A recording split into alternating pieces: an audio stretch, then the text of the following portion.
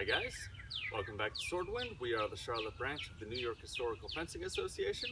My name is Eric Lowe, and in this video we're going to be discussing the Guard of Nebenhut. Now, right off the bat, it needs to be said that Nebenhut is sort of a squirrely guard to get a handle on textually. It's not pictured in any treatises that I'm aware of, and the textual descriptions we have for it are less fulsome, and there are fewer of them than we have for kind of the other major Lichtenauer guards. Speaking of which, this is absolutely not one of the four guards that Lichtenauer uses in his taxonomy of the Vierleger.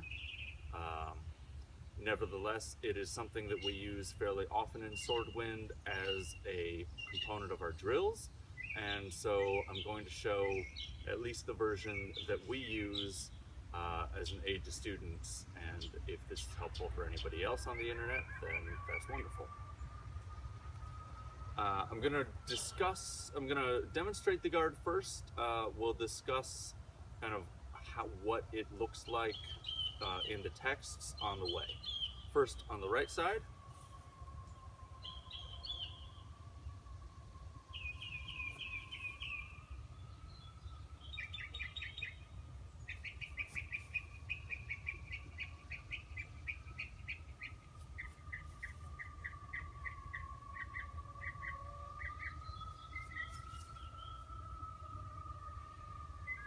so Nebenhut means near or close or side guard.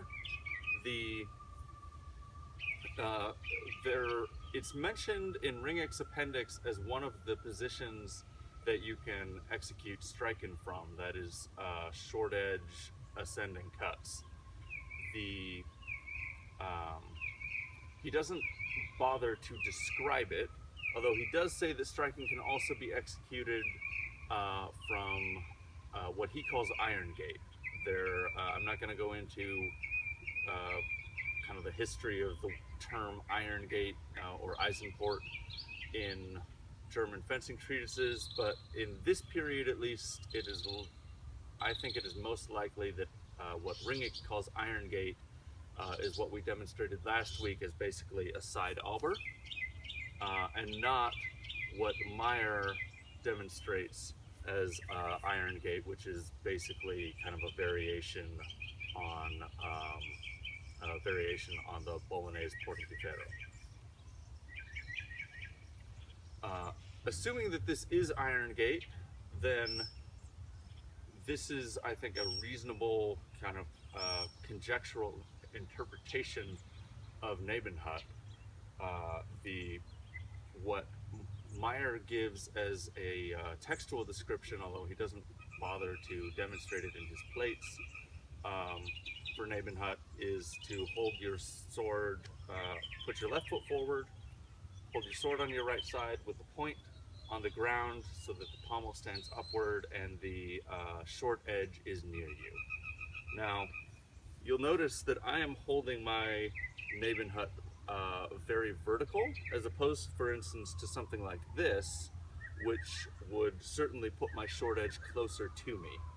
The reason I'm doing that is because the obvious cut to make here is an Unterhau, and I have found that most students, including myself, tend to fail their Unterhau more often when they kind of cock their blade out into what seems like it should be the plane of this cut. Just as an Oberhau is basically a very steep cut,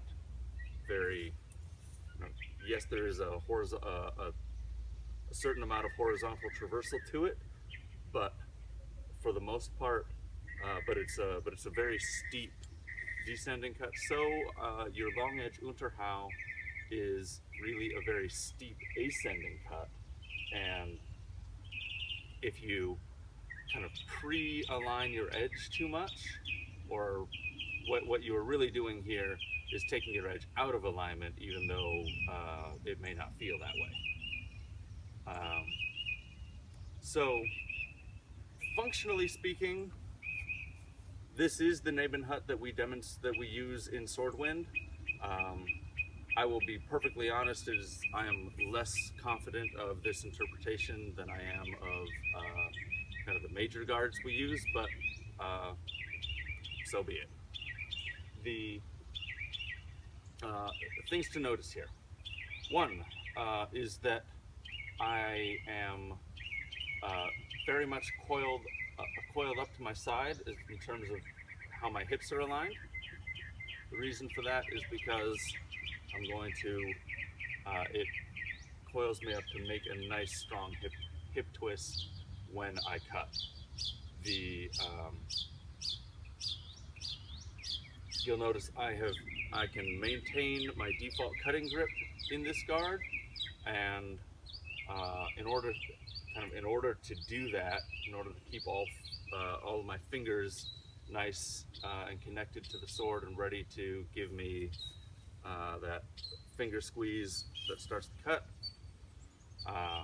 that I need to be turned so that my arms are not crossing my body in an awkward sort of way.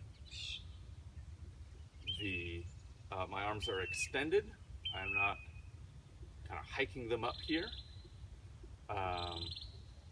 And although my body is coiled and my hands are off to the side, I am of course still looking at my opponent. Those are kind of the major things to hit for Nebenhut, at least as practiced in Naifa.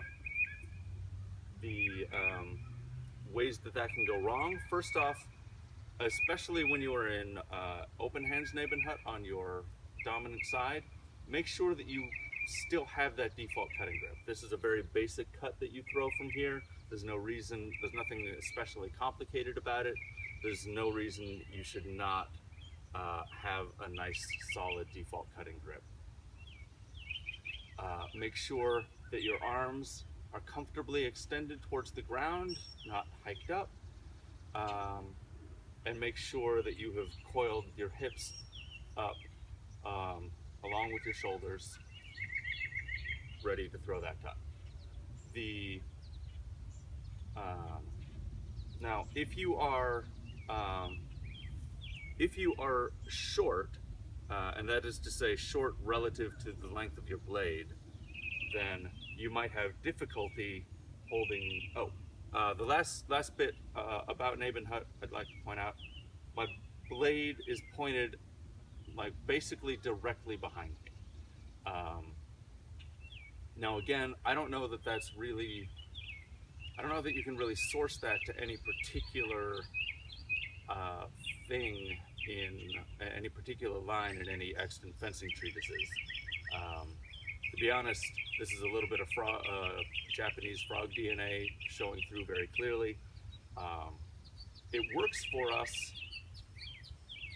in part because it makes it keeps the blade in the plane of this cut much more easily than if the blade was off to the side here. I don't know if you can see this, but to make this work, I have to kind of turn, I feel that in my elbow more to make that cut work. And there's no reason to stress that joint if it's not necessary. Now, we do have an issue with modern practice in that modern people come in all sorts of sizes, basically the same range that historical people would have come in, even if that range is shifted a little bit by an inch or two. Our swords, however, are basically one size fits all these days. That would not have been true historically. And so we have an issue in holding this guard of people who are short relative to the length of their blade. If that is you, then you can't hold Nebenhut straight back because you will have to either hit the ground or kind of hike your arms up as you cut and cut short. This is basically an artifact of the fact that custom swords are sort of a rarity these days. If you must, to compensate for a blade that is too long for you, first off, either don't use this guard very much, or and this is particularly true if you are doing cutting practice with us or at home and you want to practice Unterhau for mechanical reasons, then in that case, do hold your sword out to the side. It is better to hold your sword out to the side and deal with this weirdness of angle than it is to keep your sword back at a nice natural angle, but hike your arms up so that your blade doesn't hit the ground. This, with cutting from bent arms here, is not impossible, but it is very demanding on your form. It's not the sort of thing that I recommend people do for practice as a start, as you're starting out. So, we know that there is a left Nebenhut because Ringek specifically says that you should execute striken from the left rather than from the right, because those techniques, because he says the techniques do not work as surely from the right, and we can get into why that might be at some later date when we discuss striken. Left Nebenhut, at least for a right-handed fencer, looks like this.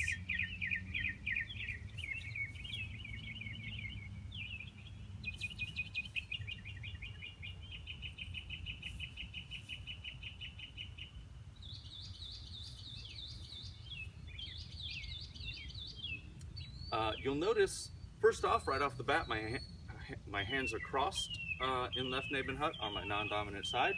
That is fine. That is desirable. You'll also notice, although my right hand has maintained its default cutting grip with the contact at the heel of the palm here, my left hand has not.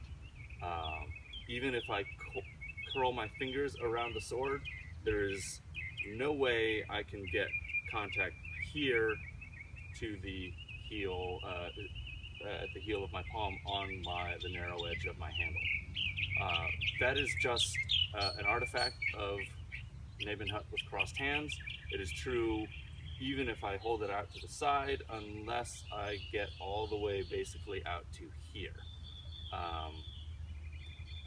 Now, you could absolutely execute striken from here. This is basically kind of a more extreme version of what we were calling a left Alber last week, or what might have been called Eisenport in Ringek's mind. Doing a long edge cut from here, however, very difficult. So, since we use Nebenhut more for practicing Unterhau, long edge Unterhau, than we do for striken, or at least we don't use it exclusively for striken, I'm still keeping my blade pointed behind me, even though that breaks the cutting grip on my left hand. The challenge then in the cut is to align that hand in the middle of the swing. For one of the things that will help you do that, and that will help you get your finger squeeze going to begin with anyway, is even if your hands are not flexible enough to keep all four fingers on the handle as I am doing here, you need to be able to reach the handle with your bottom two fingers at least, like this. If you can't do that, then you're accelerating the tip at the start of your cut with your top fingers only, and while those should be doing work, they, in order to get kind of a decent cutting acceleration, you're going to need the aid of your bottom hand. So, other than that wrinkle, the things that can go wrong are pretty much the same. Don't hike up your arms. keep your blade pointed, keep your blade vertical with your short edge up and your long edge down rather than cocked out to the side like this. And if you need to, keep your point as far back as possible given the height of yourself relative to the height of your sword. If you are really short and you need to cock your blade out like this, then that's fine.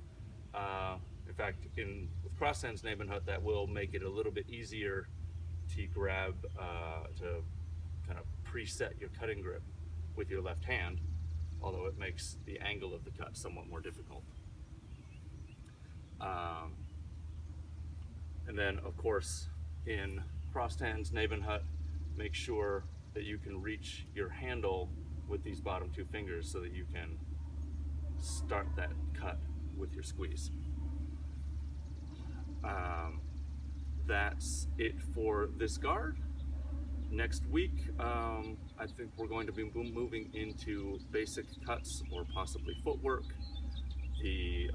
There are more guards that are demonstrated or referenced in Lichtenauer's kind of early Lichtenauer glosses.